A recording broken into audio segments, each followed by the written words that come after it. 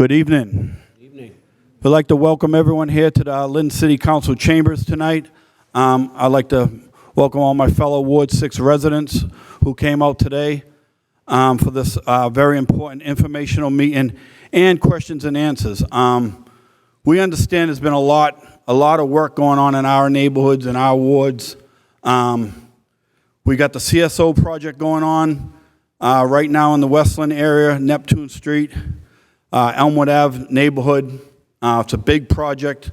There's a consent decree to get that project done, and we're happy that it's here, but it's definitely a lot to deal with for a lot of the residents in our ward. Also today, we will have a great presentation on the update from Lynn Tech and the McManus Field project. Danielle Smith from the mayor's office will do a presentation along with Activists, which is the design team. Also tonight we'll have Mara, who is working on the gas lines in Pine Hill, and we're doing gas lines down Bennett Street right now as we speak also. Also tonight we have some people that came out tonight to make sure that we could get a lot of information out tonight, a lot of information to the people of Ward 6, to the business owners of Ward 6, just to answer a lot of questions and answers that everyone has had over this this time. And I'll tell you, Ward 6 is a tough people because they're dealing with a lot right now, and I respect them a lot because the phone calls that I take are actually pretty amazing. People are a little frustrated, a little upset. They understand that these things need to be done, but I'll tell you, that's why I'm proud to be from Ward 6, because the people of Ward 6 are truly amazing.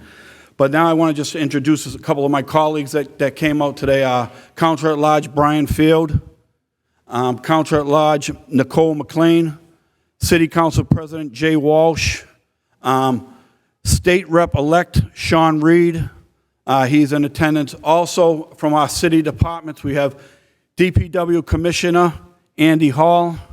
We have from Lynn Water and Sewer Commission, Anthony Marino. He's also going to be here with Gioso, who is the contractor that's doing the CSO project. So we got a lot to cover.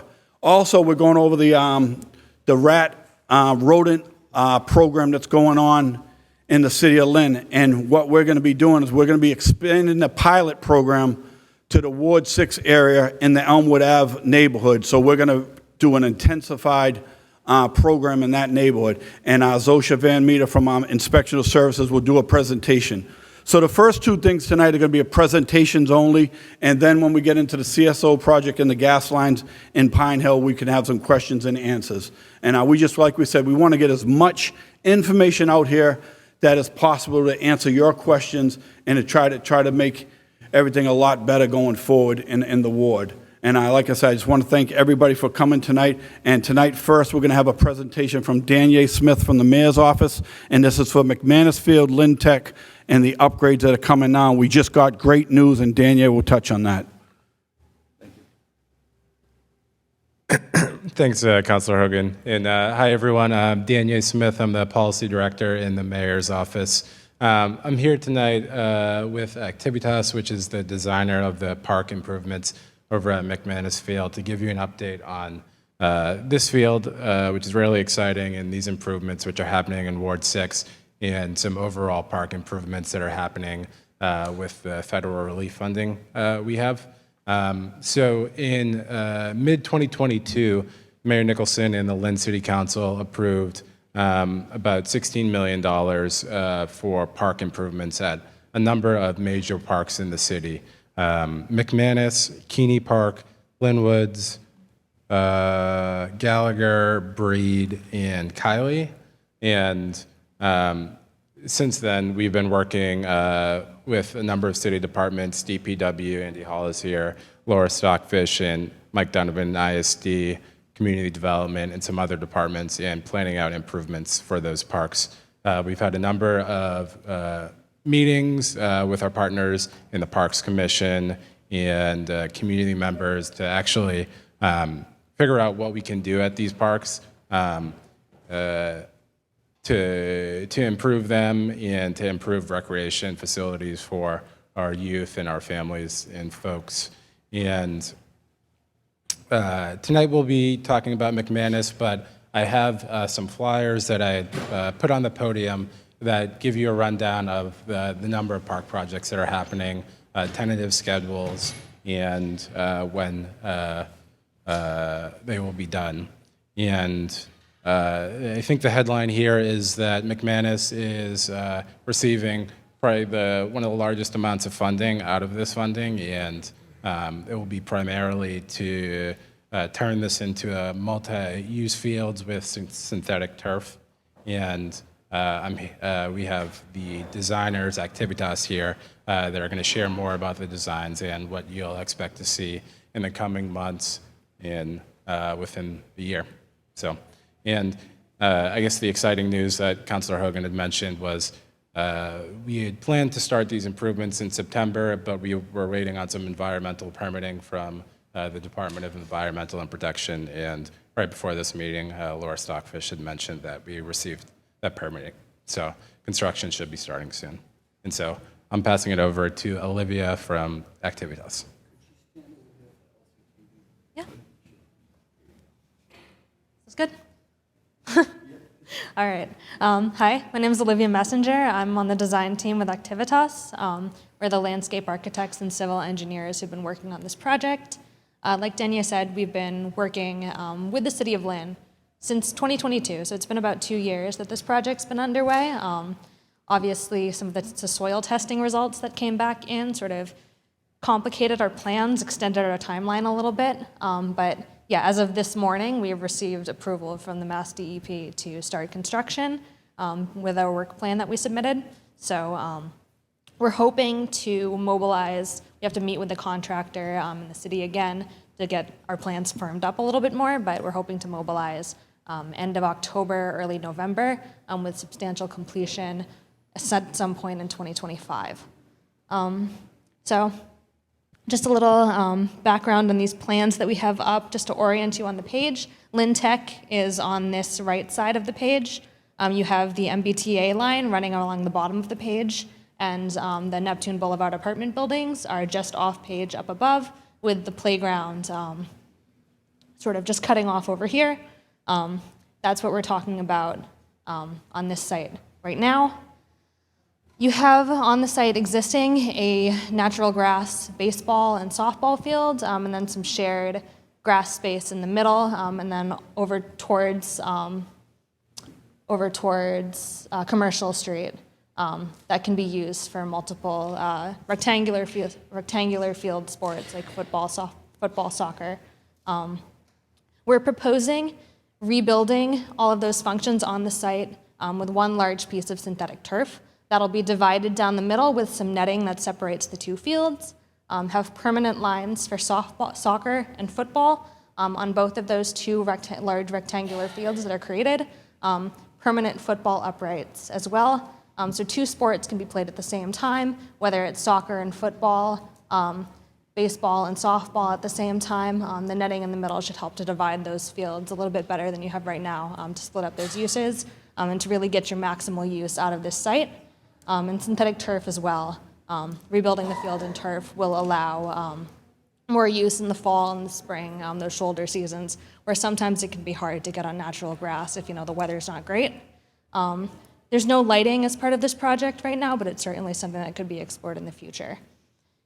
We have a pedestrian path that runs around the entire site, around the perimeter of the field towards the page bottom, towards the MBTA line, and then up towards the apartment buildings. On page north, some spectator seating at each of the fields. At bleacher stands over here and here, facing towards the rectangular fields, and then behind the backstops for softball and baseball, with some batting cage areas as well for those sports. We're also proposing 2 new scoreboards for each to serve each of the fields. Those will be digital scoreboards that can be programmed for all of the sports that are played on the site. As part of the site as well, I know that we touched a little bit on the soils that are on the site. We are proposing raising the grade of the site about 2 feet So it's not a cap like you'd have at a landfill that's like an impermeable liner, but it is 2 feet of clean soil on the site, underneath the synthetic turf and in the landscape areas. So that'll really minimize the risk of encountering any of the materials that'll be remaining after that cap goes down. So with that, I think that is substantially what we're doing on the site, sort of the Spark Notes version of the work that's been done here. We're happy. Meg Bazinski is principal civil engineer with Activitas. She's been working a lot on the drainage and the grading in the soils. And so we're happy to answer any questions if you have any about any of the work that's been done. Excuse me, I have one question. Is there upgrades to the skate park that are there? Because that was on the original plans. It was in the original plans. Unfortunately, we were unable to recreate the skate park as part of this project. We have explored potentially rebuilding the skate park in some of the areas that remain, particularly in this area over a page left by Commercial Street. There's a big sort of open space there. It could be practice space for sports. It could potentially have a skate park in the future, but it's not part of this project right now.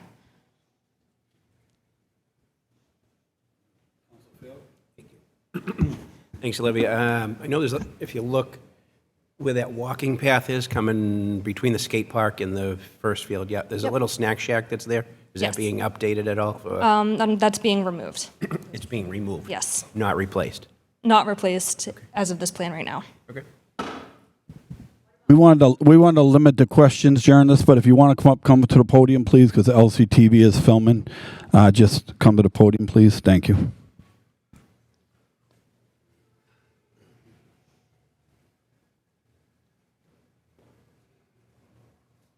What about parking?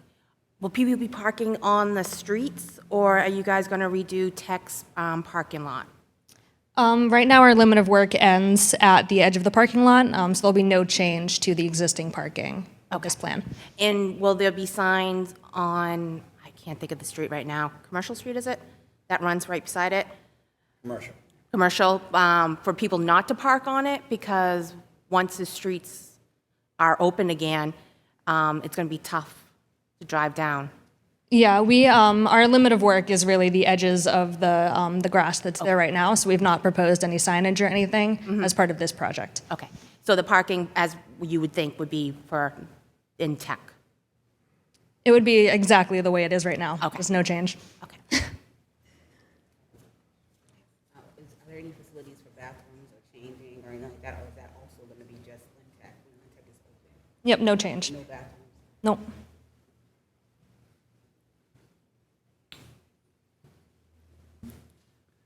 Going once, twice. Thank you. Thank you guys for that presentation.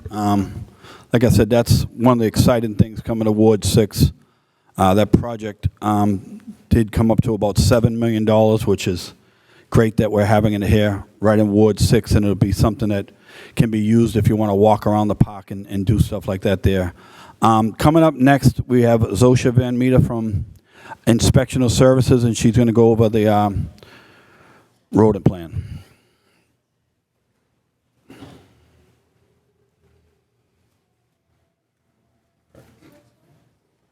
Yeah, you can, the mic's on right there. And then this computer is what passed up there?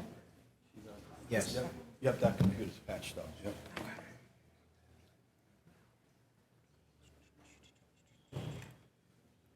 You have Chrome, it might be, nope. Fine, Edge it is.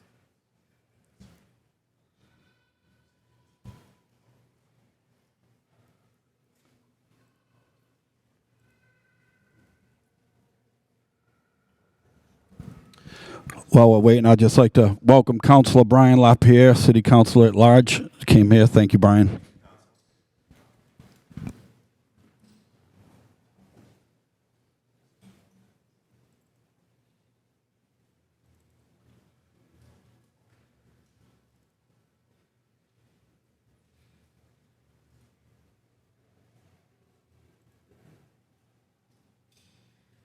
Hello? Good evening, everyone. My name is Zosha Van Meter. To my left is my colleague, April Peralta. I am the Administrative Director for Inspectional Services Division, and April is the Chief Health Inspector. We are here tonight to talk to you about our rodent abatement pilot program. We launched a successful program last year, initially in the Pine Hill and Summer Street areas of the city. This year, we will be focusing on the Pickering area and the Oakville, I think you said Elmwood? Yep. And Elmwood Ave areas. So we're going to try to go over as much of this program as possible to provide as much information and to be as transparent as possible as we're going through with the pilot program. We'll go over the areas, visibility, budget, communications, transparency, and conclusion at the end. So the goal of this program is to eliminate rodent infestation in the city of Lynn. We will not get rid of them completely, but we at least want to make sure that it is something that is manageable. The goal of the pilot program is to test the various rodent mitigation options in select areas to determine the ideal balance of technique and budget prior to a full city rollout. So as I said earlier, our two pilot areas for this year will be the Pickering neighborhood and the Oakville neighborhood. This is based on complaints received and bait boxes that have already been placed under our current program. We created a map to visually interpret the data that's already available to us. The density of data points in these two areas led us to suggest that they would be the best suitable test pilot areas for this coming year. So what does our rollout look like? We're going to start with neighborhood cooperation, which is part of why we're here at this meeting, extensive enforcement, which sounds a lot scarier than it actually is, and weekly monitoring. The success of this program will rely greatly on the cooperation and participation of the neighborhood. We'll request waiver releases to place boxes on properties and to allow enforcement officers to walk the properties to monitor. On my left, where you can see the diagram of McManus Field, you will also see some rodent abatement flyers. We have them here available in English and Spanish. In the middle, you'll see the bait box waivers that I just mentioned. If you could fill that out and then leave it here for us, because then we will use that to be able to continue our enforcement. And then immediately to the right of that is just some more contact information for ISD, as well as my business card, should you decide to take one. Extensive enforcement. ISD will have inspectors canvassing neighborhoods to determine where violations exist. Things like broken barrels, harborage, overgrowth, trash, and issue orders and tickets as needed. It sounds scarier than it is when we say extensive enforcement, but really what that means is that ISD is going to try to have more of a presence in the neighborhood to both encourage you to ask questions and to be a resource to you and to try to help in whatever way that we can. And then weekly monitoring, in addition to canvassing the neighborhoods, we will have a weekly monitor by the pest control company to do a survey and then follow up and kind of follow the feeding patterns, the number of catches that we have, and just kind of track the metrics as we're going throughout the program. So we're not just doing a start and stop look at this. We're going to be monitoring it very closely throughout the entire pilot program to ensure its success. Collaboration, neighborhood education. We will have neighborhood meetings. So we had one a few weeks ago with the Pickering neighborhood, and now we're here for this one with flyers available in multiple languages to educate residents of what they need to do to keep rodent infestation at a minimum. It's a joint effort. The city is going to do the best that we can with vendors and with enforcement and with monitoring, but we also need the help of the residents who are living there. Additionally, we have also involved DPW to pre-schedule barrel repairs with DPW to make it easier for the neighborhood residents. There'll be more on that later. So our budget. We need to consider how much this costs. We look at the cost per service, per box. We look at the different methods that are used, and that's why we need to try to find out which methods work best so that we can spend our money appropriately. There will be a procurement process where we go out to bid and we find the vendor that we will use for this pilot program. Once we do that, this pilot program will run for 6 months. And just to kind of give everybody a an idea of what we're working with, the City of Peabody conducts a similar citywide program for about $125,000 per year. So the three different rodent mitigation or rodent abatement options that are provided, we have bait or birth control boxes. The city currently employs traditional rodenticide in the bait boxes. Birth control boxes would function very similarly, just have different contents. Smart boxes that are located subsurface, these are boxes that are placed in sewers and are CO2 powered. They provide an instant kill, and they also have like a cell phone signal, so that way the company that manages them can track all the metrics for how many rats pass through, how many are killed, and battery power and things like that. And then the last thing will be property maintenance. So through resident education, ease of repairs, and enforcement of ordinances and state sanitary code, we're hoping that the community involvement will help improve the rodent infestation levels. At the end of the 6-month program, we're going to look for a decline in resident complaints, a decline in active feeding, and a decline in smart catches. In our past pilot program, we did see this in both areas by the end of the program, so we are confident that going into our second pilot program, we will see the same. Resident communication. There will be flyer drops, and they are available in multiple languages. If you have a complaint, if you have a rodent sighting, or if you have any other complaints, you can submit them directly to us. As I said, myself and April, we have contact information over on the right side of the room. But you can call us, or you could go to lynnisdcomplaints.com. You can submit complaints anonymously, but you can submit them there online any time of day. Summary provided for social media and newsletters, and Telemi is a program that we use to visualize our progress in reporting, which we are looking into being able to add a page with all of those metrics to our website for public viewing. So our project timeline looks roughly like this. We will spend the next few months getting our RFPs, getting our vendors selected, set up, go through all of the enforcement and the monitoring previously mentioned, and at the end of it, we will complete our data collection and interpretation, and then take our next steps, whether that is a citywide rollout or a change in our current bait box practices. Feel free to contact us. In person, we're actually right next door in room 401. You can call the main line of City Hall and ask to be transferred, or as I said, you can go to lynnisdcomplaints.com. These are all very easy ways to get a hold of us. And then also, I'll leave this up for a few minutes. If you have a smartphone and would like to, you can scan either of these QR codes. They will have the contact cards for myself and for April. And then also next to it, if you prefer, you can also just take a photo of the contact information. But those are our direct lines and our email addresses. Is there anything you wanted to add?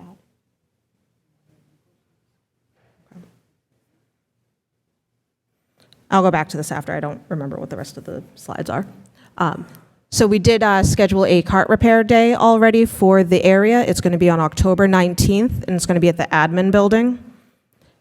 It will be on October 19th from 8 a.m. to 12 p.m. But if you cannot make that date, you can also visit cclickfix.com/Lynn, and you can request a repair. When you request your repair online, they will they'll take your info, reach out to you, you leave your cart out on the curb, they'll come by and fix it. Otherwise, you can bring it October 19th down to the admin building, and it can be fixed there as well. These repairs are free of charge. And that is the end of the presentation. First, I want to thank you both for coming, and again, I want you to thank you guys, and thank ISD for choosing Ward 6 again, because with the CSO project, we do have a major infestation of rodents in our neighborhoods. But ISD has been on the ground already for me. I've sent out a couple mailings to get people to sign up for the abatement programs and just try to attack these rats together. And that's what the deal is. It can't just be one neighbor. It has to be multiple neighbors coming together. And we're just happy we're going to bring the pilot program to that neighborhood that's going to need it. really bad. So, all right, I want to thank you guys both for coming, April and Zosha. And there's flyers on the table over here. If anyone would like to grab some on the way out, and we'll leave them there. And there's applications for the bait boxes. So, like I said, if you're good with your neighbors, make sure that they sign up for the bait boxes too, because more help in the neighborhood is better. Thank you. Okay, at this time, we're going to touch on the Pine Hill gas lines, which is going to be an update from Andy Hall and Mara, which is the contractor that's doing the gas updates. They're just going to touch on some of the things that are going on, what percent of the project we have done, and if you guys want to come up to right here, or you want to go to the podium, that's fine. Whatever you like. You can sit right there, sir. So this is Andy Hall. This is the commissioner of the DPW, and these two gentlemen are from Mara, and they'll introduce themselves. They're from the gas company. They're from National Grid, working on the project. Thank you.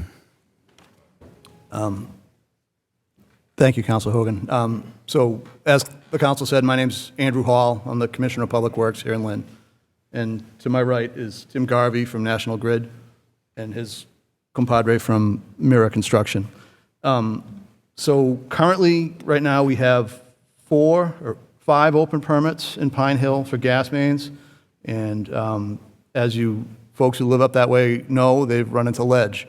And the anticipated completion date of that pipe work is sometime in December at this point, which is longer than it was expected to take, but it's unfortunate that they ran into ledge up there. And maybe Tim from National Grid can expand on that a little bit for you folks.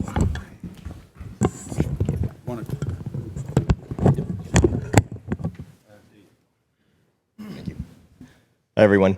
So what's happening up there, like Andy said, is we're running into tons of ledge. There's some areas where peeling the asphalt back, there's ledge right there.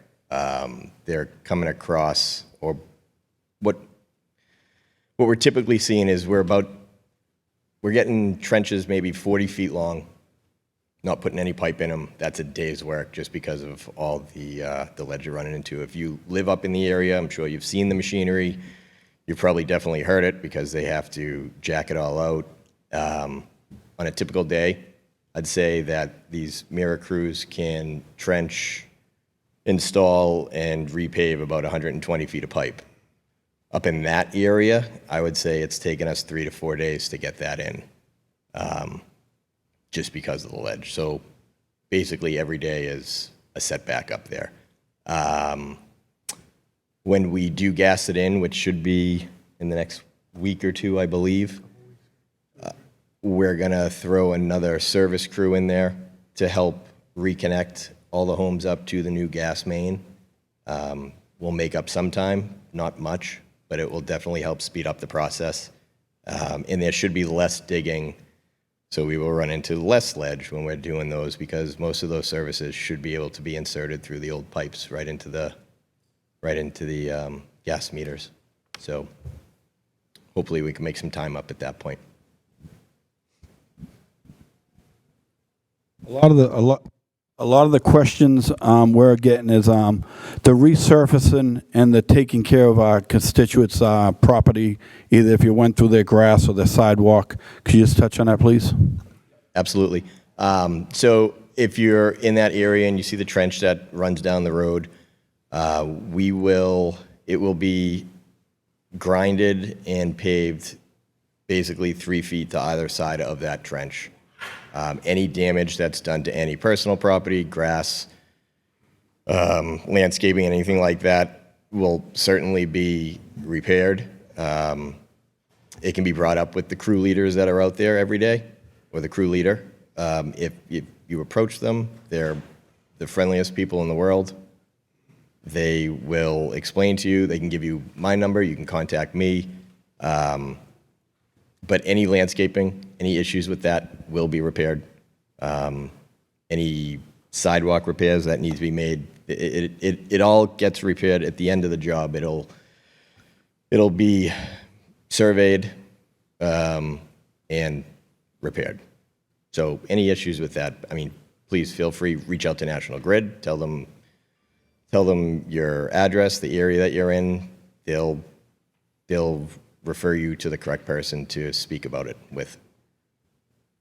Now, Andy, on our side, on the city side, who would be in charge of overseeing that gets completed? I'm going to suggest calling the Department of Public Works if the restoration efforts aren't going to your liking. Not to put shade on National Grid, but you're a big company and it's sometimes hard to get a hold of somebody. So if you have a problem with the restoration efforts, call the Lynn Department of Public Works and ask to speak to myself, Andrew Hall. Anyone from the Pine Hill neighborhood would like to come up to the podium? If they have any questions, please come up and introduce yourself and ask your question. Thank you. Thank you. Thank you, Councilor Hogan, and everybody else here today. I know Commissioner Hall and Mr. Marino from the Water and Sewer. My name's Don Castle. I live at 6 Bellevue Road. I remember the very first day you guys showed up, started on my corner many months ago, and I was happy to see you, believe me. Today, not so happy. But I'm here to support the infrastructure projects. The city needs these things done. I smelled gas on my corner for 20 years. I lived in my house 20 years. Been in my neighborhood 50 years. I just want to let Councilor Hogan know I texted 16 people today. One person knew about the meeting, and that's no offense to Fred. People didn't see it on Facebook. 15 people would be here tonight if they knew. They're very concerned about what's going on in Pine Hill. I'll just start with someone texted me today on Latch Road that they have a smell of sewer. I'm not sure it's related to the project. I said it's probably the onions from the soup plant in the Linway, but they said they wanted me to bring that to you today. Today on Bellevue Road, in front of 57 Bellevue Road, I have a video. There's water bubbling up. I called the water and sewer today. They already knew about it. There's literally water bubbling up through the ground, down the hill, around the corner. I'm not sure if you knew about that today. Not sure whose fault it is. I'm not here to pin blame. But to leave a project with water bubbling through the ground is unfair to the neighborhood. I have another picture. I've talked to you guys. I know most of them by the first name, even though they don't have, you're not in a union. I offer my bathroom to them, but they're non-union, so only kidding. I'm going to show you this picture, guys. This is what they left the project today. Coffee cups, trash barrel, trash. That's the corner of Latch Road and Bellevue. I personally asked them not to do that. I've also asked them to not leave all the trucks on the corner, because when people are walking their children or getting home, they can't cross the corner. They have to go up 3 houses, go down the middle of the road. So we've asked them to leave an opening on the corners of the streets, just to simply cross the street. Another issue that brought up was gravel and dirt. I'm not sure what the answer is. I've had 2 different answers. I was told by your crew you can't leave gravel and dirt on the weekends. It was there all weekend, several weekends in a row, close to people's driveways. So is that allowable at this point or not? No, we do. Sorry, we do ask them to make sure everything's cleaned up off the roads every night.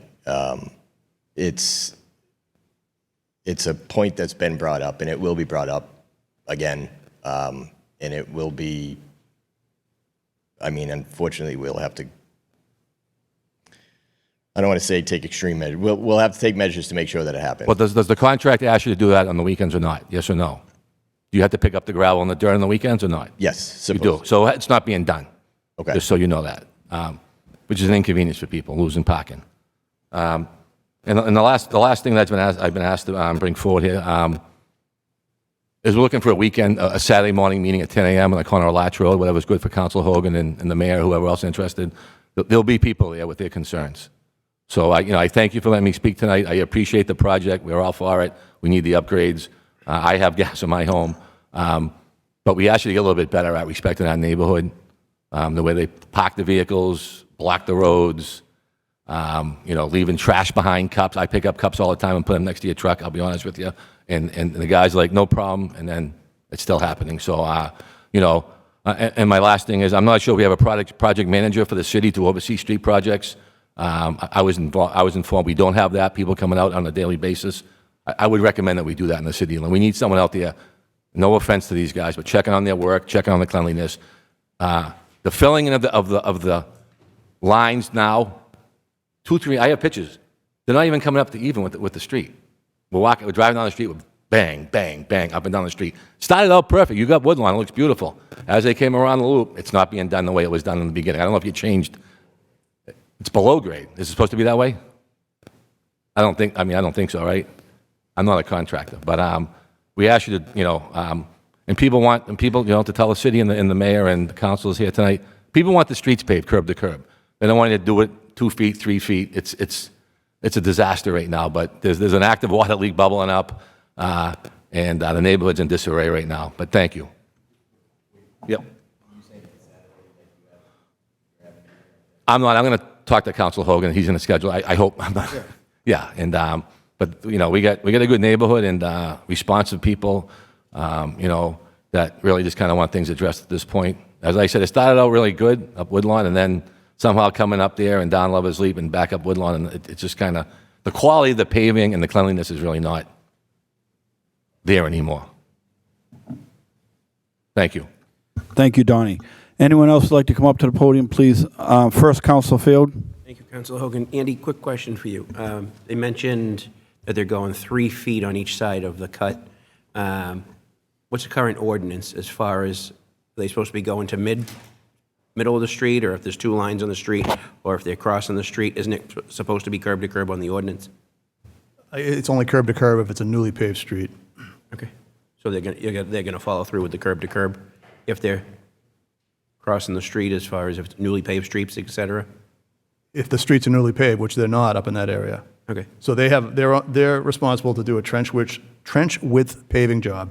But as you can see from the streets up there, the rest of the street is in pretty tough shape. So we're going to see if we can negotiate a deal with National Grid to share the cost of the city paving the street curb to curb after the fact. All right, thank you. Please come up. Please identify yourself just so. Yep, good evening. I have a question about after the new gas line hookup. I was told that we were to wait before the old feed is cut out or disconnected. And how long does that take, or who's going to be doing it, and when? I'm going to defer to Tim on that one. You're right. So I don't know if I understand the question. What? Okay, the gas line came in from the basement subfloor. Yep. Now it's coming through the wall. Okay. The old pipe is still sitting there. It's capped off, but it's hanging like a So the lamp that you don't want. new state regulations started this year. We have to bring all the gas meters outside. Right. Not to say that we can in 100% of the applications, but it sounds like your house, we can. So No, the gas meter is outside. it already is. It already is. Okay. They've installed it, but the old line Yep. is still sitting there in the basement like it had been. So when they gas in the new gas main, Yeah. after that's gassed in, the old gas main's still there. It's still pressurized, still has gas. You're still going to be running gas off of that. When they go through the neighborhood and reconnect every house, they'll do it one by one up to the new main. Mm-hmm. As that happens, your old line will be disconnected. So they're not going to show up at your house and say, "Hey, we're doing this today." They'll knock on your door. They'll make sure that you're home. The gas will get shut off. They'll reconnect you to the new main. Okay. They'll schedule someone with National Grid to come out and relight any appliances that you have in your home. But that's kind of the second part of this process. I'm not in the Pine Hill area. I'm in the Ward 6 area. That area, the whole neighborhood has been done, and Mara is not anywhere to be seen.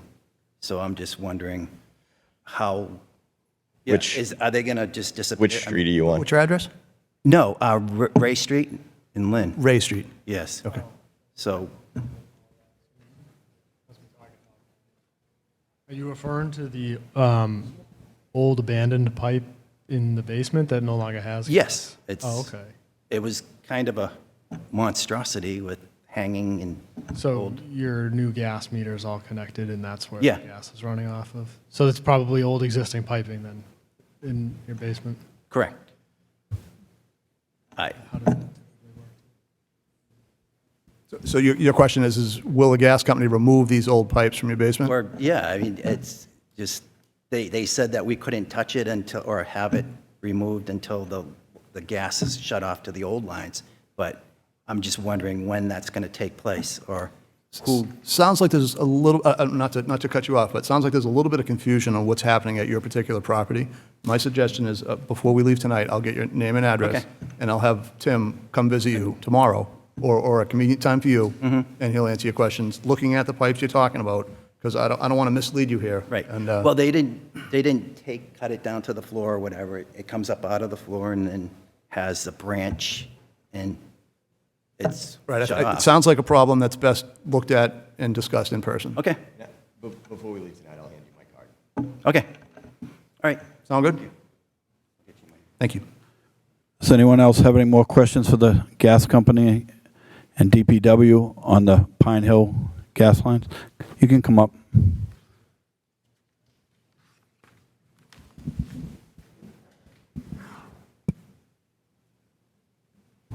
Hi, my name is Cindy Brown. I live on the corner of Spruce and Woodlawn, 96 Woodlawn Street, and the project there seems to be all under control, but the last part being, do you have a projected date of completion? I mean, are we talking a year, or are we talking? The pipes, the pipes will be installed, well, the pipe work will be done being installed roughly December, is that correct? We're thinking project roughly mid-December. And then final paving would take place in the spring. Okay, and that, at that point, all of the destruction that was done by all of those trucks and back, and my whole side of my house is dug up, all of the grass and the sidewalks, and it's just a mess. When it rains, it's a mud hole, there's gravel everywhere, it's just, I don't know where it's coming from, probably the ground, but what is the plan moving forward of correcting that? Are you going to leave it as it was before you started the project? I mean, is there's grass involved, there's cement, not tar involved, there's, what is that going to look like? Is my house going to stay the same as it was before? Yeah, the permit requires them to restore to as good or better condition than it was when they started. So if you had a concrete sidewalk in front of your house, it'll be replaced with a concrete sidewalk. Okay, and I was glad to hear that you possibly might do, the city of Lynn might kind of contract with you to do some other work. As you know, you'll have 6 feet of brand-new hot top, and then the rest of it looks horrible. So that's not a good look for any of us. Right, okay. And Councilor Hogan, I contacted you a couple times over the past 3 or 4 years that the sidewalk is just crumbling. People have turned their ankles on the crumbling sidewalks. I just kind of wanted to know if that would be part of that. Well, if they damage the sidewalk, it will be. If the gas company damaged the sidewalk.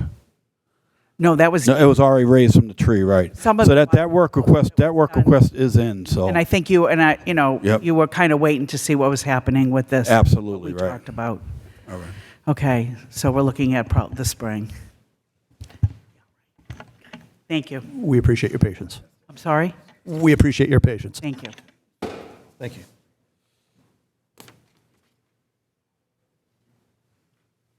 Thank you, Bob. We have From you. the Pine Hill neighborhood, anyone else have any questions? Drew?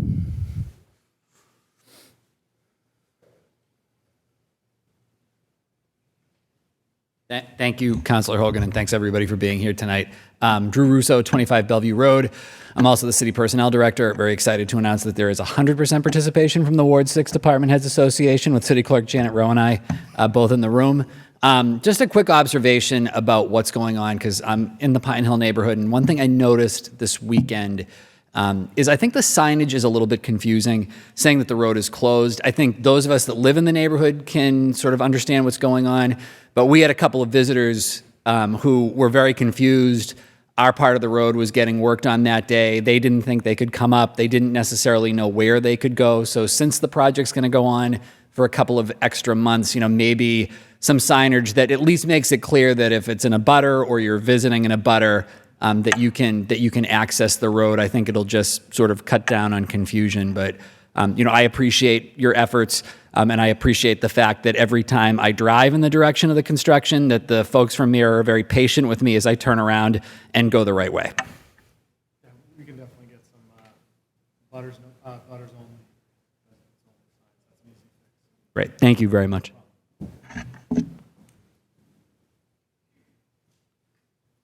Anyone else from the Pine Hill neighborhood would like to come up and ask a couple questions? Hearing none, we're going to move on. I want to thank you guys for coming. We're going to move on to the CSO project. We did move the pump station at McManus Field, which is Commercial Street, to the end so Stantec is here and they can do a presentation of both. Thank you guys. So we're going to get a presentation on the pump station going on at Commercial Street, and we'll talk about the CSO project that is going through the Elmwood Ave neighborhood.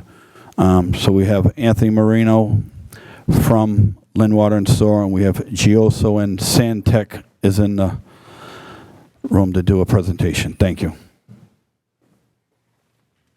And there will be questions at the conclusion of this presentation. Thank you, Councilor Hogan. And thank you, everybody, for showing up tonight. Appreciate it. My name's Anthony Marino. I'm the Chief Engineer of the Lynn Water and Sewer Commission. To my right, I have Dan Kaczorski from Stantec and Brian Tremblay from Gioso.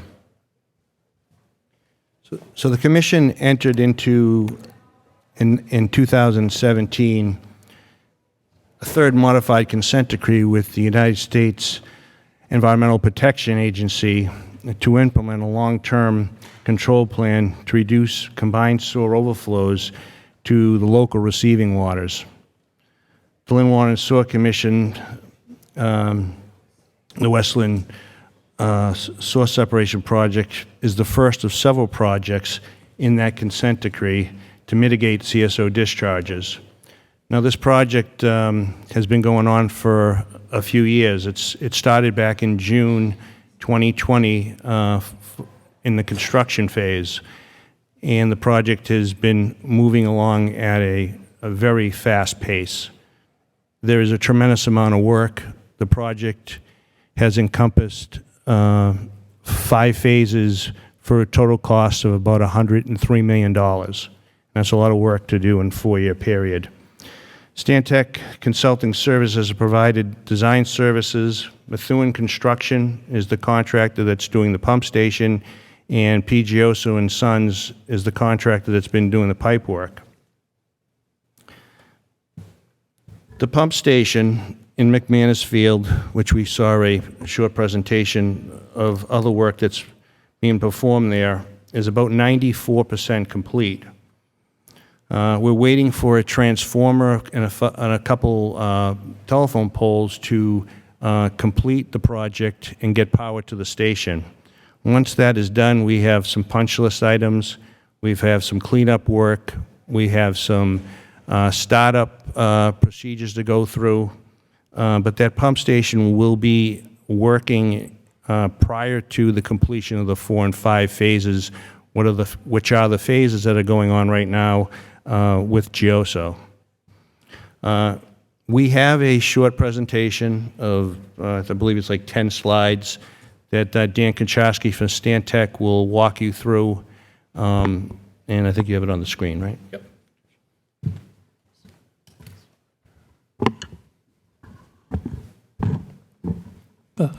Thank you, Anthony.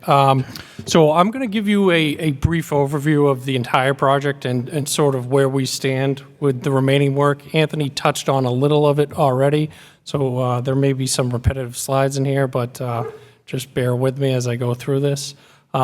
This map here shows the overall project area for the Westland Sewer Separation Project in yellow. The majority of the work is actually located in an area bounded by Commercial Street to the east, Bennett Street to the south, GE property to the west, and then extends as far north as Boston Street. There's some work east of Commercial Street in a few areas, some work that extends southerly to Lynn Harbor, as well as some construction at a park site located along the Saugus River. So the project has actually been implemented under 4 separate construction contracts totaling 5 phases. And I'll get into that in a little more detail here on some upcoming slides. Overall project objectives. This is a sewer separation project. So the intent of the sewer separation project is to essentially install new storm drains. The way the systems are configured in this area is there's one pipe that conveys both stormwater runoff and domestic sanitary flow from your homes to the treatment plant. The purpose is really to install new drainage to remove that stormwater from the combined system and convey it directly to Lynn Harbor, therefore bypassing the treatment plant and not treating any of the stormwater unnecessarily. This will end up reducing combined sewer overflows. If you see on the map up on the screen, the City of Lynn has 4 active combined sewer overflows. When water levels in the combined sewer system raise high enough, flow can discharge to one of these 4 outfalls. So by installing storm drains, and taking that stormwater out of the combined system, we can reduce hydraulic grade lines in the sewer system and thereby reduce overflows and improve the water quality of the surrounding water bodies. That would be Lynn Harbor and the Saugus River. Additionally, once we've taken the stormwater out of the combined sewer system, the sewer system is going to work better because it has more capacity to handle flows. That's going to then thereby reduce potential street ponding on the streets during heavy rainfall events. So a lot of good happening with the work that we are doing. So scope of work for the overall project, again, it's sewer separation, so it's the installation of storm drains in approximately 250 acres of the city. In addition to installing new storm drains, the commission is also replacing existing sewers and water mains to, fix that aging infrastructure that so many of these older municipalities have these days. The majority of the new storm drains will actually direct flow to the new pump station, which is located at McManus Field. It's a 90 million gallon a day pump station, so it's got some significant capacity to it. The pump station will discharge to a new 54-inch storm drain that's already been installed, which will connect to a stormwater outfall to Lynn Harbor. This picture here, this picture here on the right actually shows the new stormwater outfall installation. In addition to all that work we're doing, we're also doing some improvements at a park located adjacent to the Saugus River. That's being done to offset some of the land taking that was done at McManus Field for the pump station itself. So up here on the screen now, you see the phases of construction. As I mentioned previously, the work's being implemented under 4 different construction contracts. The first one, which is the area in green up on the screen, was initiated in June of 2020, and that included that sewer separation work that I talked about earlier, new storm drains, sewers, and water mains, and that was completed in August of 2022 by PGOSO and Sons. The second phase, closer to Lynn Harbor, down at the bottom of the screen, this sort of beige color, was the second phase of construction. That involved the installation of a portion of that 54-inch force main that I talked about and the new stormwater outfall.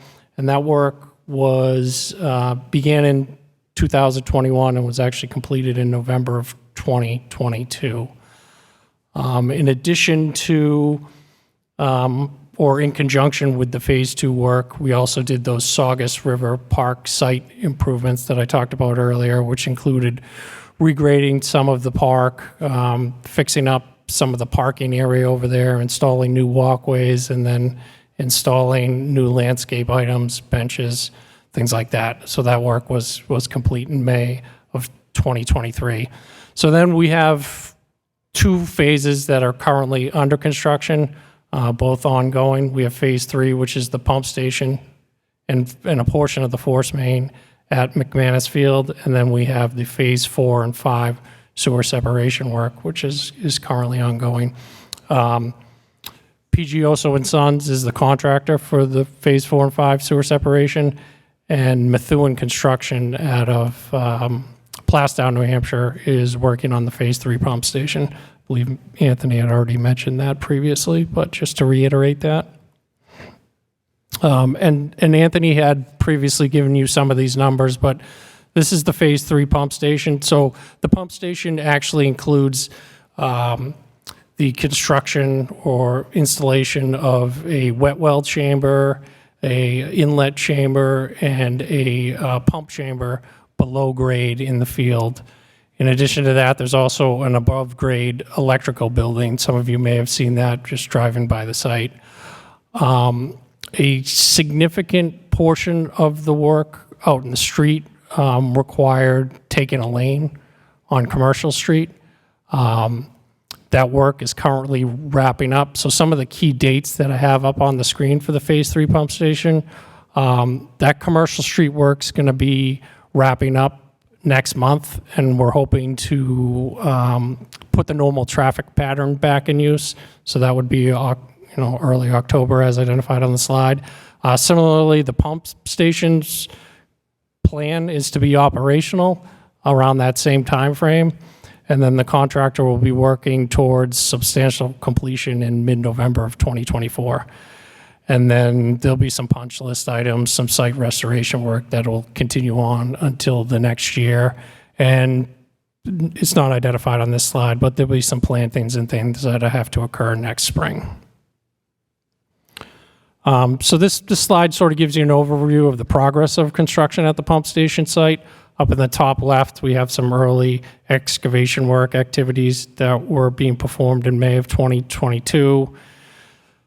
Bottom left, you can see in November of 2022, work has begun, excavation work on the some of the underground facilities. And you can sort of make out the electrical building in the background there.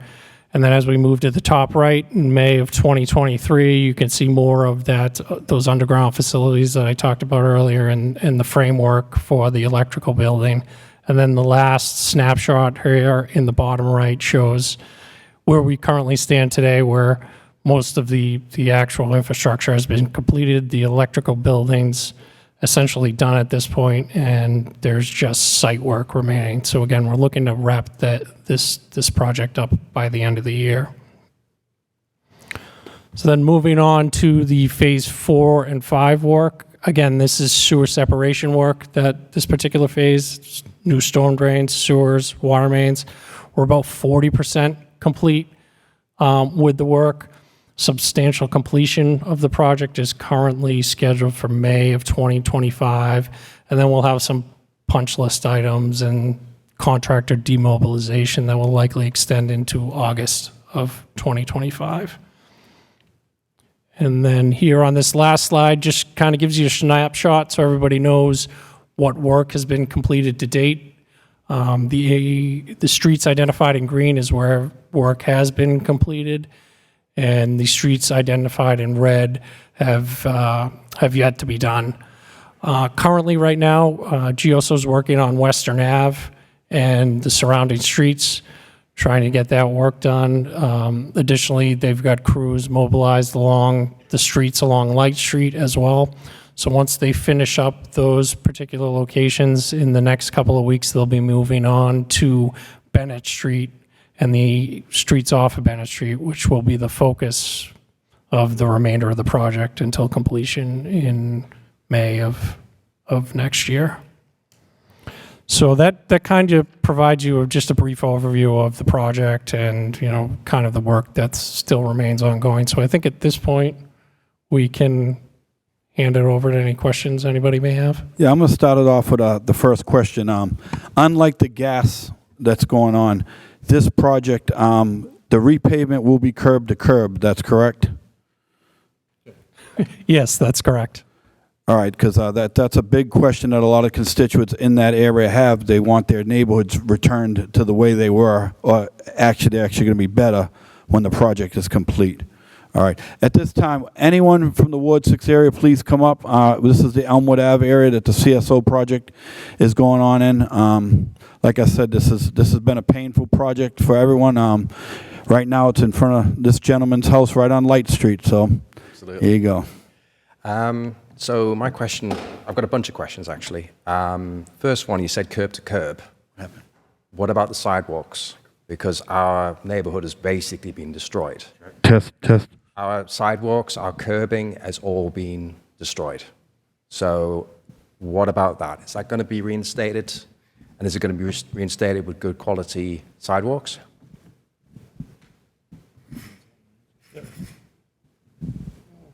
It should be on. Like I said, I'm Brian Tremblay with Gioso. So under this contract, we will be restoring any sidewalks that got damaged, excuse me, because of the work. The concrete sidewalks will be restored in place. If there's any damage done prior to our project, that is not getting replaced under this project. Well, the thing is, the damage has been done by obviously doing the work, but it's also been carelessness. I mean, I've got 5 slabs of concrete outside my house that's basically been destroyed over a period of time, and it was just sheer carelessness. I mean, it was, plant equipment just driving on the sidewalk when it didn't need to. It was diggers, it was all sorts of equipment. Yeah, it's a very tough project. We dealt with a lot of groundwater in this area, and there's a lot of sand, so there is some settlement that happens from the project. Like I said, whatever sidewalks get damaged because of the project, it will get repaired. But I mean, it's not just a little bit here, a little bit there. I mean, it's basically end to end. So basically the streets need to be rebuilt. Sidewalks, the granite curbings that have been ripped out, as well as the road itself. So that's one of the big ones. Yeah, Dan, if you want to answer any more. No, there were reconstruction photos taken before the project started, so anything that has been damaged will be reviewed, and once they're reviewed, they will replace them in kind to obviously new sidewalks. I guess the good news, if they had damaged 5 panels in front of your house, you'll get 5 new panels. So that's the good news there. But again, this is a CSO project, and the intent is to do separation work. It's not a reconstructing of road project. So we were very aware of that when we started that, looking at what we would affect. So the pre-construction photos should give us a good indication of what it looked like. And I've worked with Gioso for many, many years and other projects in the city, and they've always been very good about restoring things to better condition than when the road, when they first went to the road. But if there are any issues, you just work with them, work with us, work with the commission, call us, and we will help you. I mean, we obviously accept that the work needs to be done. I mean, it's a great, it's a great upgrade. But some other questions. We've got a diesel generator on the corner of Light Street and West Neptune. It's been there for 8 weeks, running 24/7. Is there any indication of how long that's going to be there for? Yeah, I mean, you are in a tough spot at the corner of Light Street and West Neptune Street, and thank you for your cooperation, getting in and out of your driveway. There is, like we said before, there is a tremendous amount of groundwater in that area, and that's why that generator is running. If that gets shut off, all the pipes and all the hard work that's been going on, all the pipes fill up with water, and then, it could cause flooding. Okay. So that's why it's been on while our crews are working. We should have that generator be able to move up the street in the next week or two as work progresses. Okay. That would be appreciated. Is there any plan for winter for, dealing with the snow? I mean, if the sidewalks are in a bad state, people aren't going to be running their snow blowers. What about snow plowing in the streets? How is that going to work? Is there a plan? Yeah, so before snowstorms, we're getting a little ahead of ourselves for snow, but we got a couple more months, hopefully. It's coming. Yes. So the streets will be paved. The sidewalks will be patched up with asphalt. If anything's damaged or gravel. And like I said, we said in the summertime next year, the sidewalks will be restored. Okay. Is there any indication when water supplies are going to return back to normal? I mean, there seems to be a lot of temporary water supplies in place, and it's affecting water pressures. Personally, it's causing a lot of havoc with the plumbing in our house because the pressure's low, so things aren't working as they should. Is there a sort of a time scale when that's going to be? I don't think your house is on temporary water anymore. It isn't, but the water pressures have been changed.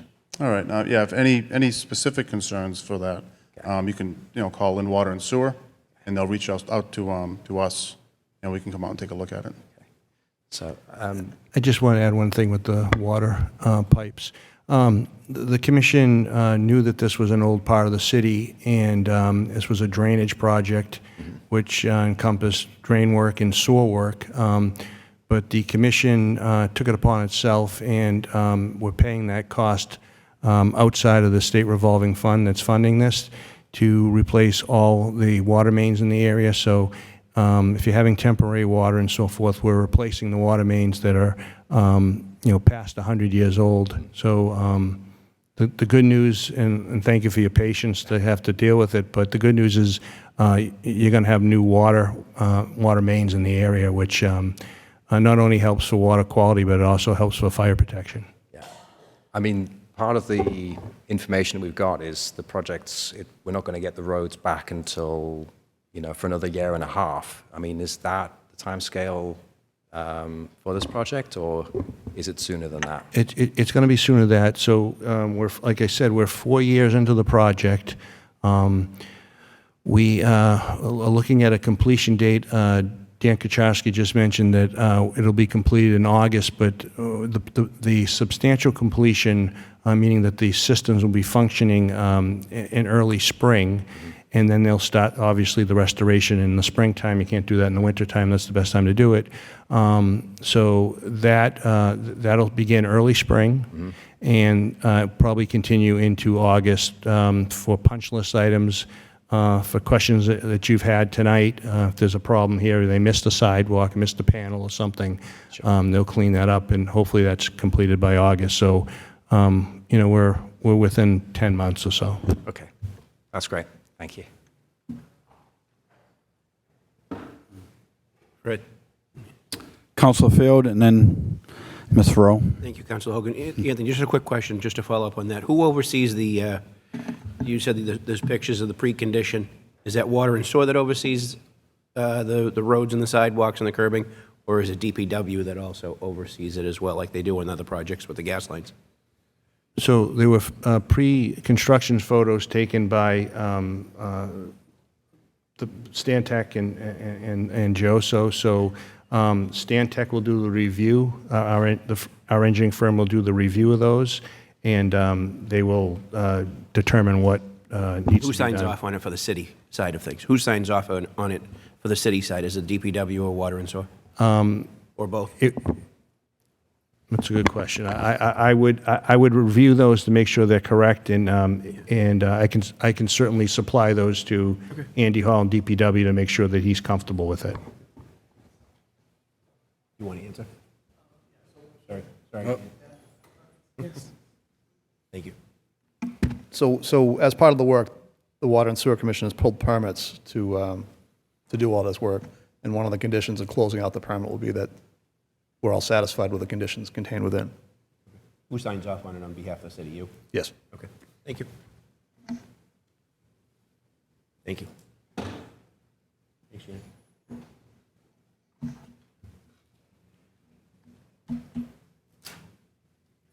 Hi, Janet Rowe, 104 West Neptune Street.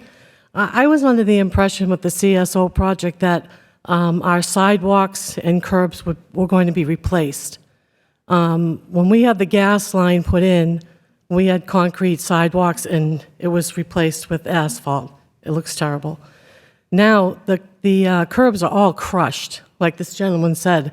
I mean, I took pictures of it, so you were there every day, so you see it. They're crushed. And I'm just hoping that those are not going to be replaced with asphalt.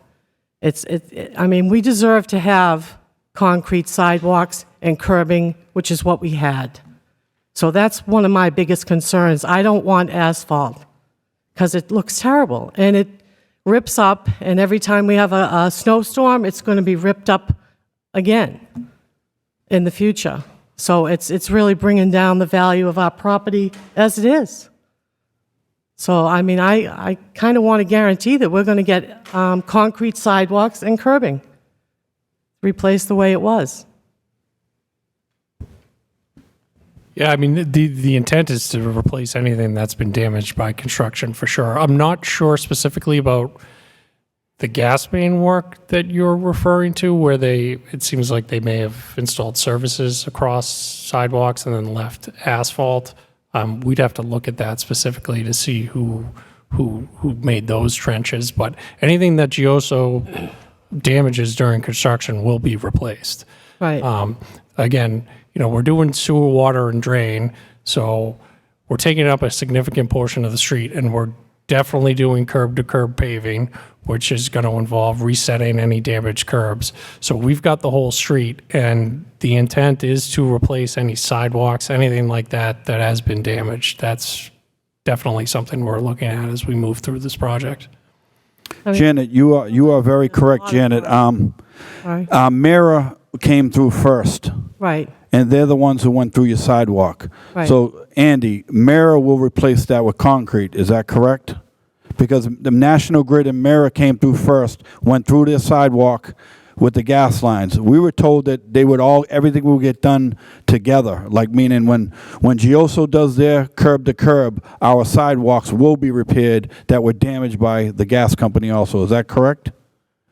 If you have a concrete sidewalk and it's dug up to install a gas trench, and they put asphalt in it temporarily, they're on the hook to return it to its original condition. We just want to make sure because Mara came through first. We're talking about in the Elmwood Ave, West Neptune. Right, I know, but they came through first. Now Gioso's here doing the CSO project.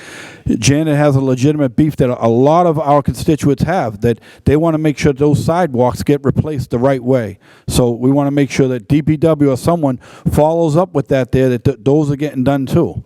Because if these guys have pre-pitches that the sidewalks were fine when they started, they're not going to fix them. So we don't want everyone playing games going back and forth. We just want the stuff fixed. All right. Because I think that, we have a lot that we have to clean up ourselves. I mean, I don't know if your company is going to be responsible for washing my house down because it's pretty dusty and dirty. Okay, who's going to do that? Power wash. But, we're going to have to do a lot of cleanup. And I realize the project is a great project, but like I said, I just really want the sidewalks and the curbing to be concrete. And I just think that should be part of the project. I can answer on that question. So you'll see a lot of these concrete sidewalks will be patched temporarily with asphalt. That'll be to get through the winter season. In the springtime, summertime, when we do all our restoration work, if you had concrete curb or concrete sidewalk, it'll be replaced in kind with concrete. If you had existing asphalt, it would be asphalt. If you had granite curbing, we would be putting back granite curbing. So it will be replaced in kind. We've done this on phases 1 and 2, on South Street, Federal Street, Center Street, these other big areas that we went through and did all our CSO work and restored the neighborhood. Okay, thank you very much.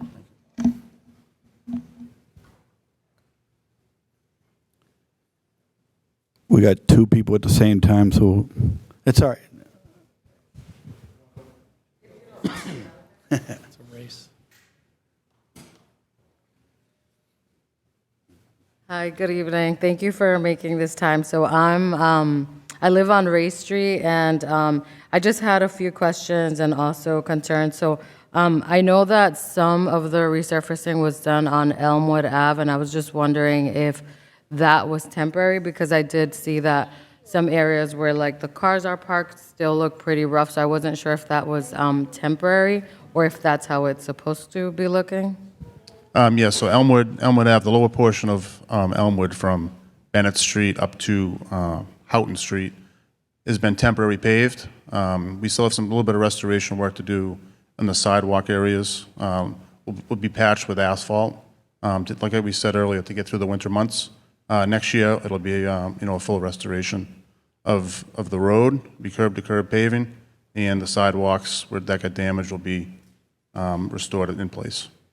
Okay, that part is helpful. And then one of the other things that I was concerned about is often, so on Ray Street, it's like the very last road, and I think our area, unfortunately, is often neglected because we're surrounded by like the empty lots. And one of the things is often the crew doesn't remove the closed sign, so like we're driving around it, and every morning it's like we're deciding, okay, wait, what road is closed, which one's open? And in morning commute, I think it would be really great if it was possible to just share like even a social media update, like during this week, this road will be closed, but just I think the neatness, the cleanup after the work could really be helpful. I mean, like we have kids, dogs, kids playing around that. It just poses a hazard. Similar when, the corner of Ray Street and Light Street, there's some curb that was left there. I'm also not sure if that's something that is like you're just leaving there because you're going to use it, but it is a bit of, I would say, like a danger for kids. And then in that same corner, I'm not sure if it was that same project, but the corner was, it looks like either temporarily or permanently repaved, and the curb was literally like put sideways, like it looks really sloppy, and I just want to make sure that our area isn't left behind because of where we are. And similar to, I think it was, Janet earlier, she was talking about concrete sidewalks in her area. That's something I've been advocating for. Like I reached out to the mayor, and I know this, you already specified that anything that was damaged with your project will get fixed, but I just want to make sure that we are not forgotten. I think that it's unfair that from basically all of Ray Street, we all have asphalt. I've talked to my neighbor who's been there for 50 years. He has no hope that we could ever get concrete sidewalks, and I just think in terms of equity for sidewalks, I wish the city would consider just giving us sidewalks that, represent our homes, because we do try to make the area look nice, and, we're raising our family there. So, sorry. So in all of that, my question was, is that also temporary, those like patching in the corner and that curb that's just hanging out there? Yeah, yes. The curbing, a lot of times, like you have those few pieces of curb that are above ground and possibly a tripping hazard. We can move those tomorrow. Sometimes they lay them down flat, so they aren't tripping hazards, so they stay in place. So when they do get restored, they're there. Sometimes when things get taken off-site, you don't get the same piece of curb that goes back. They might get damaged if they get taken off-site. But the ones that are above ground, we can definitely move those tomorrow. And then there is temporary asphalt there. It'll be restored to its final condition next year. Okay, that's said for like the corner sidewalk too. Like I'm talking about the MTGE corner. If you look closely, and I also have a lot of pictures of like before and after, but there's like it literally looks like the curb was laid down the wrong way, and it just honestly looks super sloppy. Yeah, like I said, it was put down flat instead of standing up. Okay, They put it down but it's flat. temporary. Sorry, It's temporary. Okay, Yeah, got it. yeah. All right. Well, thank you very much. Thank you. Thank you.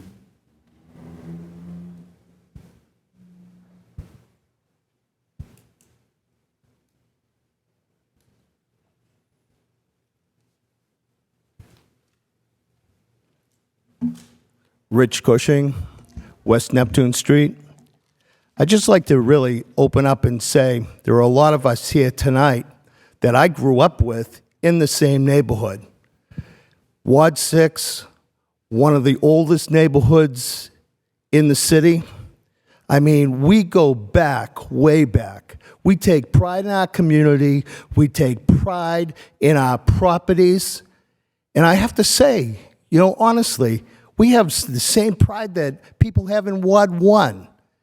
And I just, I heard what Janet was saying about our sidewalks, our curbings, the streets. We need them restored. And I have to say that, you know what, please, you know, don't say, well, if it was this, if it was that, if it was the gas company, they need to be restored. You know, whatever it is. And so what are we supposed to be managing that? Who will manage that to make sure it does get restored? Honestly. And then I just want to know, when the street is being cracked up, you know, to haul so that they can do the digging, they're using the backhoe bucket to crack up the street.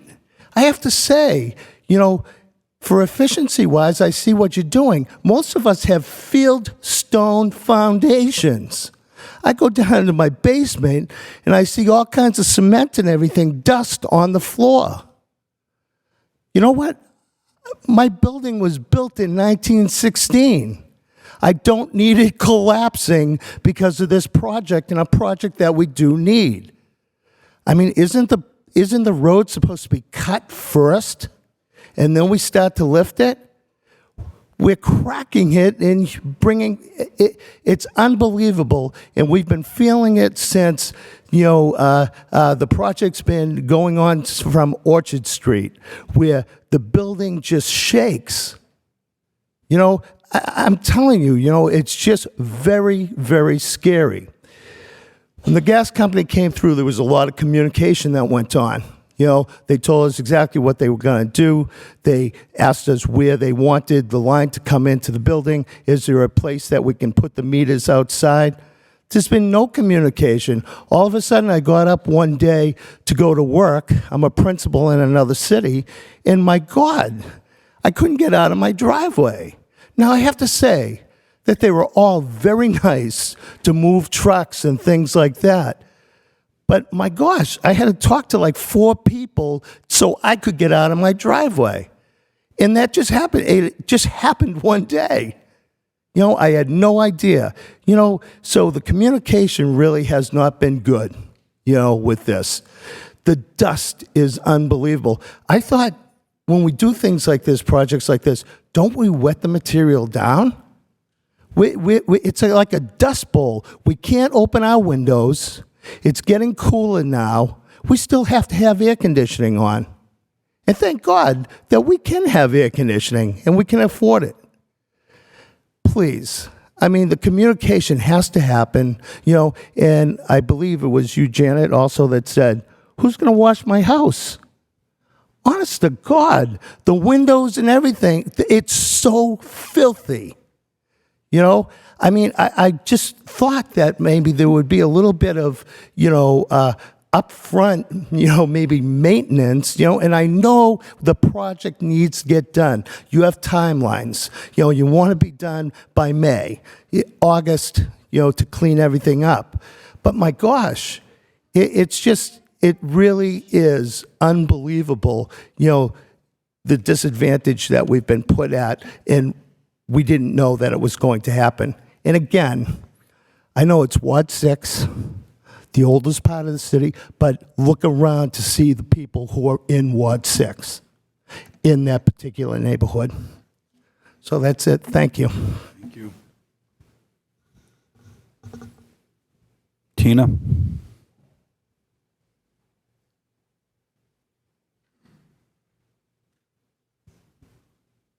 Hi, good evening. First, I want to say thank you to my favorite ward councilor, Freddie Hogan. That's my man. Okay, I got a question. Can you tell me what percentage of Bennett Street is complete? So under this, the 4 and 5 project, 0% of Bennett Street is complete. 0%? They're out there in the evening pounding like crazy. That's the gas, I believe it's Mira, the gas company. So they're moving the gas main out of the way so the phase 4 and 5 project can be installed. Okay. And can you tell me if it's true when they're separating the water and the pipe, whatever, I don't know who's responsible for what part of it, But is it true if you live on a dead-end street, they're not bringing the pipe in all the way in, they're just doing like the main street? Anybody can tell me? I hear rumors if you're on a dead end, they don't come all the way in. So I'm on a dead end and we flood like crazy, so What street do you live on? Lowell Street Court, Lowell Street. off of Lowell Street in West Neptune. You're down? Yeah, so as part of the work coming off of Bennett Street, there will be a storm drain installed up the side of, I think it's 37 Bennett Street, to the rear of Lowell Street Court. There'll be a new drain pipe. There's catch basins located at the end of Lowell Street Court, 2 catch basins. There'll be a new drain installed up to those catch basins. Yeah, there's 2 new ones. There's 2 new ones on the corner of Lowell Street and Lowell Street Court, and I think there's additional catch basins in the rear of Lowell Street Court. No. I got one, there's a storm drain in the corner of me, and I was told that it's connected with the Bennett Street, so we get more water. There's only 3 houses on the dead end, so we get a lot of water. Yep. And if we don't move our cars when it rains real hard, we're stuck. We're shut in. We can't get out of the house because the water comes there and then it catches us from Lowell Street. It's like a river right there, Lowell Street and Lowell Street Court. So if you don't get out before the rain, you're stuck.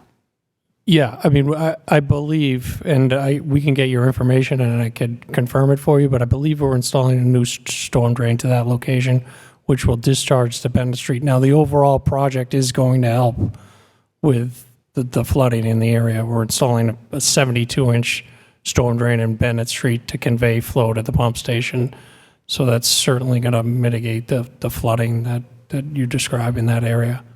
Okay. So those of us that have French drains, we should see, like, the water won't be as bad as it's been over the last 10, 15 years? I mean, I can't speak specifically to your French drains, but the street drainage will be much improved over what it currently is. Okay. And one last thing, is this construction project the same that was done in Eastland like 10 years ago? It's a similar type of construction, yes. It's sewer separation, so the installation of new storm drains. And did it work in Eastland? I don't think that I could speak to that. Maybe that's a question for Anthony. Turn red. Yes, again, and this is a CSO project, so it's the intent, the number one intent is to separate the drainage from the storage. Yep. So that this drainage no longer goes to the plant, it gets directly discharged. But yes, the intent and the work that was done in Eastland was successful, so, and this should be as successful. Thank you. Tina, I gave him your information also, so he has your information. Would anyone else like to come up and ask any questions?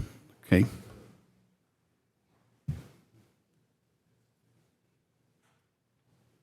Hi, Patty Durzak. I live on Richard Street. We were out for the day today. We came home and we had no water.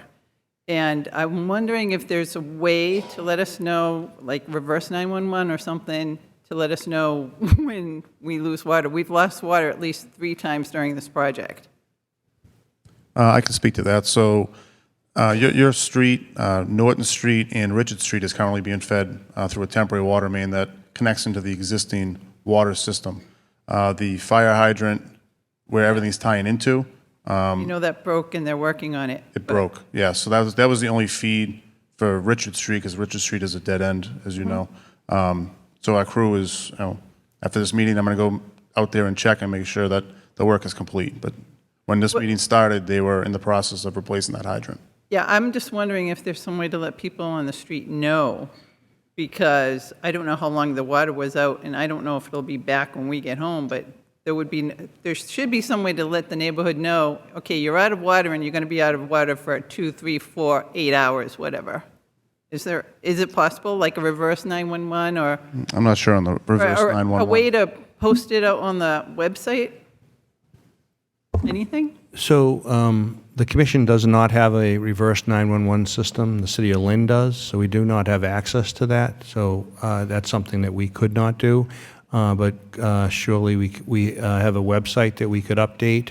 That would be Which we can do that. I think this situation tonight was a hydrant that let go, and something like that is usually a spur of the moment, something unexpected, where we wouldn't be able to plan that and put that on the website. Again, the commission is not open 24 hours with personnel to update a website, so if something goes on like this after hours, we wouldn't have the ability to do that. But as far as scheduled shutdowns for water mains, that certainly can be done.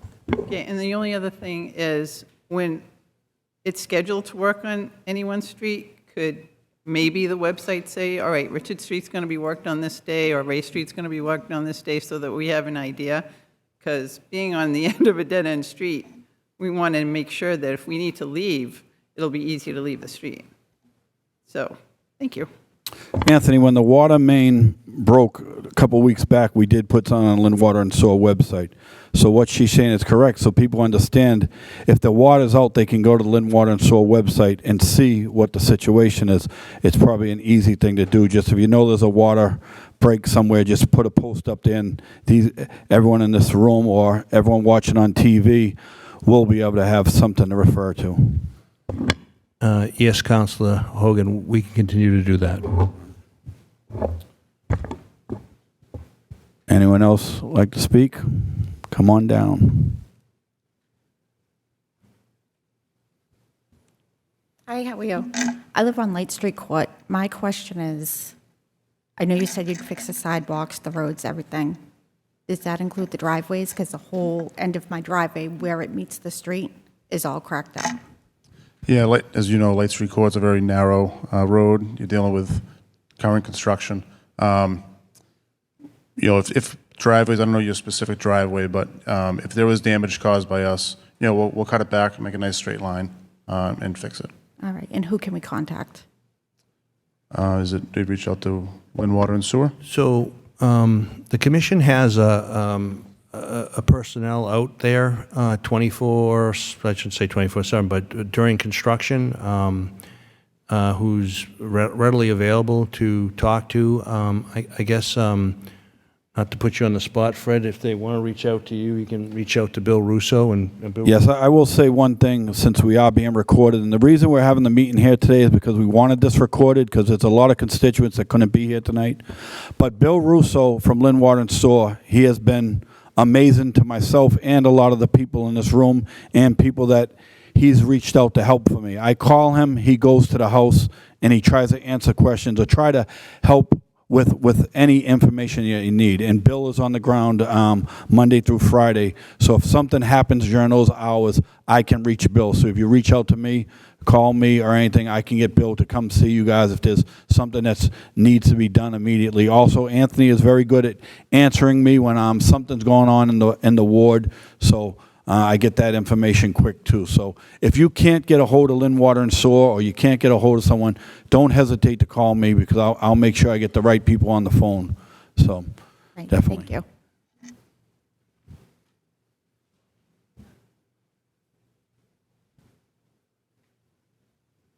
Would anyone else like to speak? Or are we going to close City Hall? You guys want to stay? All right, here we go. I will just make one announcement. City Hall does close. I think they want us 8 o'clock, I think. So, but this is fine. Hi, I also live on West Neptune, and I think I have a question for you. So earlier in the evening, you spoke about Lynn Water and Sewer replacing the water in with the newer line. Is that what you spoke about? You said that you were going to increase the pressure of the water? So the contract calls for replacing the water main, and in the city of Lynn, the commission owns the water service from the main to the shutoff, which is in your sidewalk. Mm-hmm. So the main to the sidewalk will be replaced new. So the service on the portion of the Lynn Water and Sewer's side will be new. So, correct. So that you mentioned earlier to somebody that would correct their pressure. So we've noticed that the water pressure had decreased, just like somebody had said earlier. So you said that replacing that that valve, is that going to increase some pressure in the neighborhood for the water? I mean, it's a difficult question to answer as for everybody, but many times that does help. Although it's impossible for the commission to know internally what the house has for fixtures, for its service internally, but many times in the city, when someone has low pressure, the first thing the commission does is replace the portion that's on our side, and that can absolutely increase the pressure. If you still fail to have, if there's still an issue with your pressure, then it's probably internal, but that would have to be a case-by-case basis. I couldn't give you a general answer on that. We noticed it go down as soon as the work started going, and then it's increased in the last few days, I'm going to say, with whatever they've buttoned up, probably on West Neptune. And our fire hydrant, I have a fire hydrant in front of my house, which is that feeding our water? Is that feeding water to the homes? Which number, West So Neptune it's Street? the fire hydrant's in front of 55 Light Street. Yep. However, my water main does not come from Light Street. My water main comes from West Neptune. Right. Which house number are you? 55. Oh, you're on 55? Yes. So the even side of the street, we've excavated through to do our sewer and drain work on West Neptune Street. Those water services, a lot of them, some of these were damaged, some of them were already falling apart as we uncovered them. Those ones are going to be replaced on the even side of the street because that was. So on the even side, okay. So I'm trying to think of I'm trying to think of what side I'm on. You're right on the corner, yeah. I'm not sure if we actually trust your water service. So mine's on West Neptune. It's almost diagonally across from Janet's. So my water service comes out on West Neptune and feeds across from U-105, 104? Yeah. So I'm just curious. I mean, like I said, it's gotten better the last whatever they've been doing. I was just curious if West Neptune was part of that project where you had mentioned earlier to the gentleman that you had funding for that. I think a lot of the issues that are being seen with the water pressure currently are a result of the above ground piping that everybody's seen in the area. That piping is smaller diameter than the underground mains. So that's a temporary thing, that decreased water pressure you're seeing. In theory, we're replacing water mains, upsizing some water mains, and getting rid of old water mains. So the water pressure that you're going to be seeing in your home should, in theory, be better than it was prior to the start of construction. This temporary dip that you're seeing is a result of the bypasses that are up that are required to do the work. Okay. So once those temporary bypasses are removed and she also restores the water main, the water pressure should be better than it was before. Perfect. That's great. I think that's it. Thank you so much. Councilor Field. Thank you, Councilor Hogan. I just want to commend you for inviting everybody here tonight to get answers to the questions. One question I had, because it confused me. You mentioned that she's on the odd side of the road, but the even side of the road is where you replace the pipes. Are both sides having water restoration too, or is it just going to be one side of the road in certain neighborhoods? Not every water main is being replaced throughout the project area. Okay. I can't speak to West Neptune specifically. I'd have to go back and look at the plans, but not every single water main is being replaced. Some we deem to be in decent condition and a decent size, and so not every street is having a full water main replacement. I can't speak to West Neptune specifically, but even just replacing some of the water mains is going to result in a better system and better operation of the water system itself. So, it's not a full blown every single street in the project area is getting a new water main. Neighbors that are getting new water lines, or that are affected by the new water lines, are notified, and the ones that are not going to be affected by the new water lines are being notified as well, or no? So they're not assuming that they're receiving new water lines and they're not. Have they been notified? No, we didn't. We didn't go to. Okay. It didn't really. discuss which ones we're doing. So the approach for the water mains was some of the water mains in the project area are their size is 6-inch, and others are larger, 8, 10, 12, and so forth. So anything that was of the smaller variety of a 6-inch pipe, we're replacing with an 8. Okay. If somebody's on a street that has a larger pipe, we felt that the capacity of that pipe was more than enough that it wouldn't need to be replaced. So it's the smaller ones, the 6-inch pipes, that we're upgrading to an 8. Okay, so just educate me, please. West Neptune Street, is there one water line that's being replaced, one main line, or two main lines on the street and only one's being replaced? One service, does one main line service the even and odd side, or just the even side? So I just confirm with Brian, West Neptune Street is not actually getting a new water main down the street. That's one of those that's sufficiently sized. Brian is replacing some services as they go through and do the sewer and drain work. That's why he's saying it's on the odd side. So that's where the sewer and drain work intercepts the water services. Okay. So rather than dig around the water services, we're just replacing them. Right. Makes sense. On that particular side. But the rest of the water main itself is not being replaced, and then the water services on the opposite side of the construction work are not being replaced. Okay. Thank you. Okay, I got a question here, guys. Last week, we made it from Walden Street onto Western Ave. We got a lot of calls, kids going to school at Druitt's Elementary. Is it clear, are we going to start at 9 a.m. when we hit Western Ave? Is that correct from this forward, Brian? Yes, starting, I believe it was last week. Mr. Walsh came down and visited us. Councilor Jay Walsh, yep. Councilor Jay Walsh did approach us and requested that we start at 9 a.m. on Western Ave, that's what we've been currently doing this week. Once the school traffic and the commuters get through it, obviously, traffic, dramatically reduces after 9 o'clock, and then at 2 o'clock, we have to make sure we restore 2 lanes of traffic for the afternoon travel. Councilor Hogan, also, the commission has been in contact with David Brown from the police department, and Officer Brown has requested that any major thoroughfare in the city of Lynn, that the work hours would be between 9 o'clock and 4 o'clock. So we're going to adhere to that. All right, thank you. Would anyone else have any questions today? Okay, at this time, I'd like to thank everybody for coming. We understand this is a very intense project. We heard from some great Ward 6 residents today. Like we said, people that have been in these neighborhoods for 50 years or more.